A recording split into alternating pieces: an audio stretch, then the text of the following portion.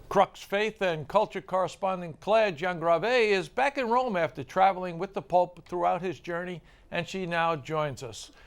Claire, during the Pope's in-flight press conference, Francis put special emphasis on his relationship with Benedict XVI. Did you have a sense that the Pope might be sending a message to Catholic conservatives who sometimes criticize him for not being traditional enough? I have more than a sense, Ed. The Pope was actually quite clear in pointing out the integralists who sometimes wish to see divides where there actually are none. And it was very important in answering that question. And the Pope emphasized in answering that question that he does see, in a way, Pope Benedict, Emeritus Pope Benedict, as a grandfather, and that the tradition, the root, the sap, as he called it, of Christian theology and teaching is something that his predecessor imparts on him and shares with him, and that enriches him. So any critic who sees a rift there is mistaken. That's what he said. Is he trying to put to rest any kind of a rumor that there might be a rift between Benedict and Francis?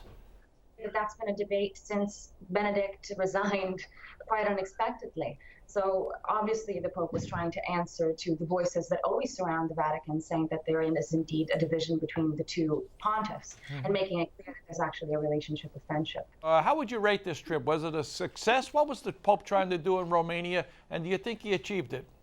I would absolutely say that this trip was successful. It was successful, especially for Romania, a country that was ravaged by war, by dictatorships, both Nazi and communist.